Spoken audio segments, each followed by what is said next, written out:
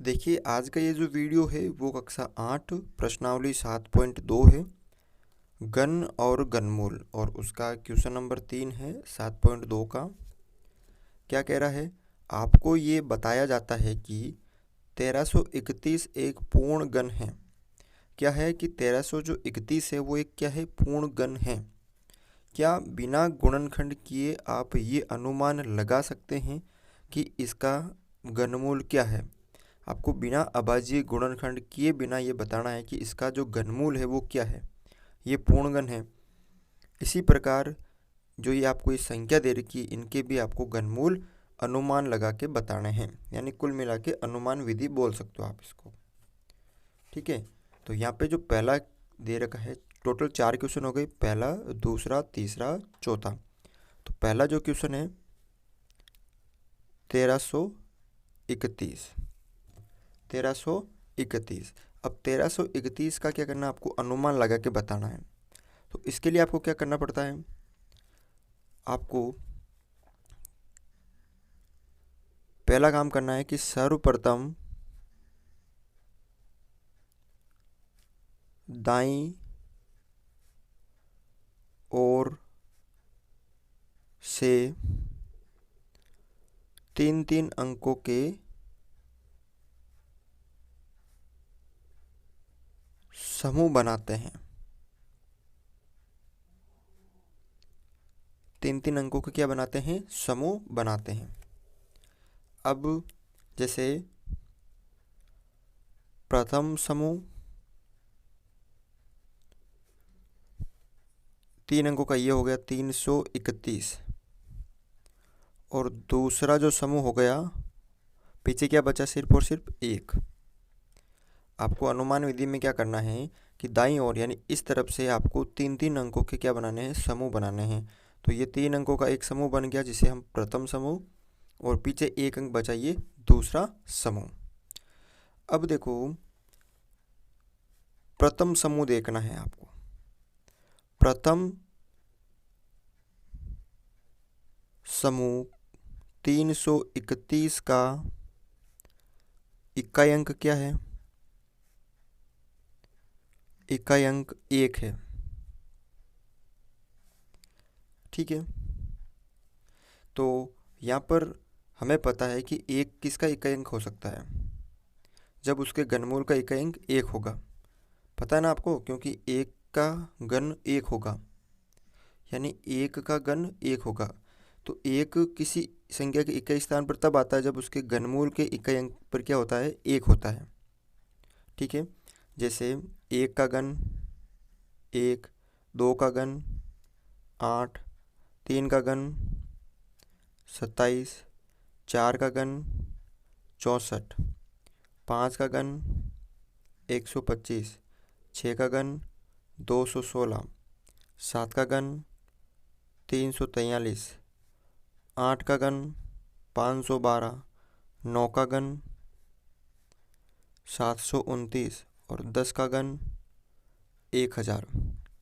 अब 1 कब आता है? जब उसके घनमूल का इकाई अंक 1 है, ये है, तो इसका जो इकाई अंक होगा वो भी 1 होगा। तो घनमूल का इकाई अंक क्या होगा? 1 होगा, 1 होता है। ठीक है, घनमूल का इकाई अंक क्या होगा? 1 होगा। 1 कब होगा? जब 1 ही होगा तब।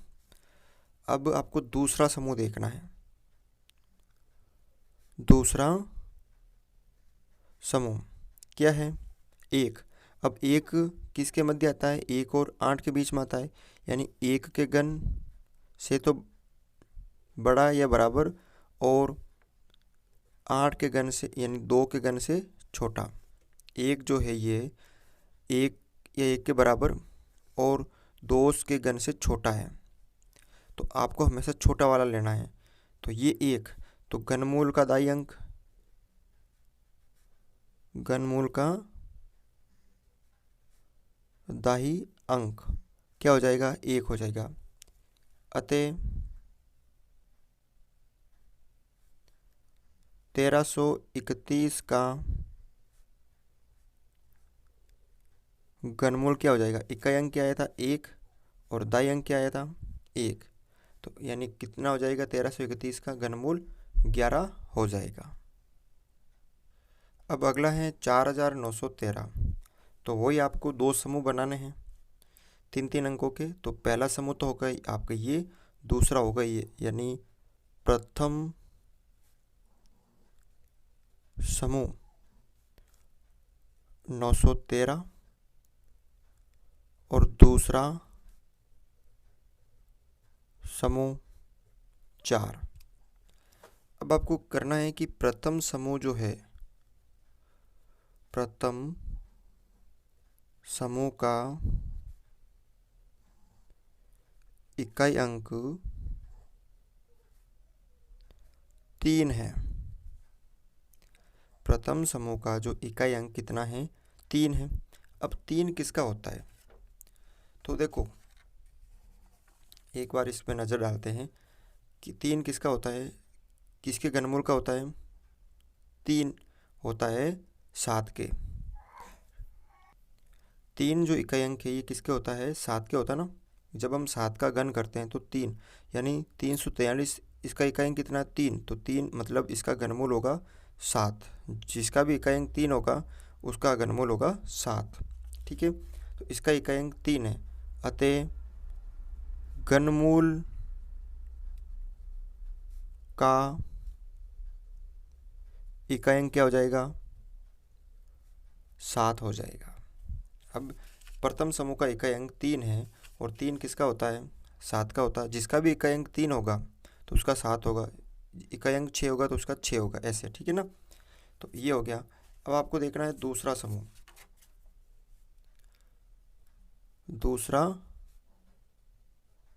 समूह क्या है? 4। अब ये किसके मध्य है? ये है 1 का जो घन है उससे तो बड़ा और 2 के घन से छोटा। तो आपको हमेशा छोटा वाला लेना है। तो जो इसका घनमूल होगा ना इस संख्या का, उसका इकाई अंक तो आ गया 7 और घनमूल का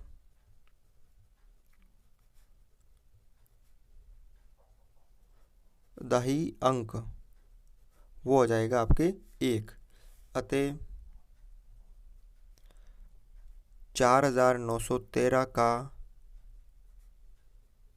घनमूल इकाई अंक आया था 7 और दाई अंक आ गया 1 यानी 17। अगला देखो यहाँ पे तीसरा है 12167। ठीक है, अब 12167 में दो समूह बनाने हैं 3-3 अंकों के दाईं ओर से। ये पहला समूह, ये दूसरा। 3 अंक है तो एक समूह, ये दूसरा, इसमें 2 अंक की है। तो प्रथम जो समूह है, प्रथम समूह वो हो गया 167 और दूसरा जो समूह है, दूसरा समूह वो हो गया आपके 12। ठीक है, अब प्रथम जो समूह है, प्रथम समूह का इकाई अंक 7 है। कितना है? 7 है। अब 7 किसका इकाई अंक होता है? देखो किसका घनमूल का इकाई अंक 7 होता है, यानी जब मैं 2 का घन करूँगा तो 8 और 3 का करूँगा तो 7। देखो एक का ही होता है, ये 10 में से एक का ही होता है। तो 7 का घनमूल जब हम 27 यानी इसका इकाई अंक कितना है? 7, तो इसका घनमूल कितना होगा? 3 होगा। यानी जिसका भी इकाई अंक अगर 7 होगा तो उसका घनमूल कितना होगा? 3 होगा। जिसका भी इकाई अंक अगर 7 है तो उसका घनमूल 3 होगा अनुमान विधि में। ठीक है, तो घनमूल इसका इकाई अंक 7 है तो इसका घनमूल का इकाई अंक क्या होगा? 3 होगा। ठीक है, तो घनमूल का इकाई अंक 3। अब दूसरा जो समूह है 12, अब ये किसके घन के मध्य है? ये 2 के घन से तो बड़ा है और 3 के घन से छोटा है। तो आपको हमेशा छोटा वाला लेना है, यानी कितना? 2। तो घनमूल यानी जो इसका घनमूल होगा ना 12,167 का दाई अंक क्या हो जाएगा, इकाई तो हमने निकाल लिया 3, घनमूल का दाही अंक क्या हो जाएगा इसमें 2, अतः 12,167 का घनमूल क्या हो जाएगा, इकाई तो हो गया 3 और दाई अंक हो गया 2, तो ये मतलब 23 हो जाएगा। इसका घनमूल क्या हो जाएगा, 23 हो जाएगा। अगला देखो चौथा, यहाँ पे वही 3 अंकों के समूह बनाते हैं। ये प्रथम समूह, ये दूसरा। तो प्रथम समूह में क्या आ गया 768 और दूसरा जो समूह है, दूसरा समूह उसमें आ गया 32। अब प्रथम समूह जो है, प्रथम समूह का इकाई अंक जो है वो 8 है। अब 8 किसके पीछे होता है, देखो 8 होता है एक, ये रहा। अब 8 का घनमूल क्या होगा 2, यानी जिसका भी घनमूल के पीछे अगर 8 है तो उसका घनमूल, अगर किसी संख्या के पीछे 8 है तो उसका घनमूल कितना होगा 2 है। ठीक है, किसी भी संख्या का अगर 8 है इकाई अंक तो उसका घनमूल क्या होगा 2 है। तो यहाँ पे इसका इकाई अंक क्या है 8 है ना, इस संख्या का 8 है तो इसका घनमूल का जो इकाई अंक होगा वो क्या होगा 2 होगा। ठीक है ना, ये इकाई अंक तो ये भी इकाई अंक, तो उसका घनमूल का जो इकाई अंक है वो 2 होगा। अतः घनमूल का इकाई अंक कितना हो जाएगा 2। अब दूसरा समूह देखो, दूसरा समूह क्या है ये 32। अब 32 किसके घन के मध्य होता है, किसका घनमूल करें उसका मध्य होता है। ठीक है, तो देखो अगर घन करें हम 3 के घन से तो बड़ा है 32 और 4 के घन से छोटा है, यानी आपको लेना है कम वाला। तो ये तो घनमूल का इकाई अंक आ गया, ये घनमूल का क्या आ गया दाई अंक। घनमूल का दाही अंक क्या आ जाएगा 3। अतः इस 32,768 का घनमूल, अतः 32,768 का घनमूल इकाई अंक 2 और दाई अंक 3, यानी कितना हो जाएगा 32 हो जाएगा। तो इस तरह से आपको ये क्वेश्चन सरल करना है। आशा करता हूँ आपको वीडियो समझ में आ गया होगा। वीडियो आपको अच्छा लगा तो वीडियो को लाइक, चैनल पर नहीं हो तो चैनल को सब्सक्राइब ज़रूर करें।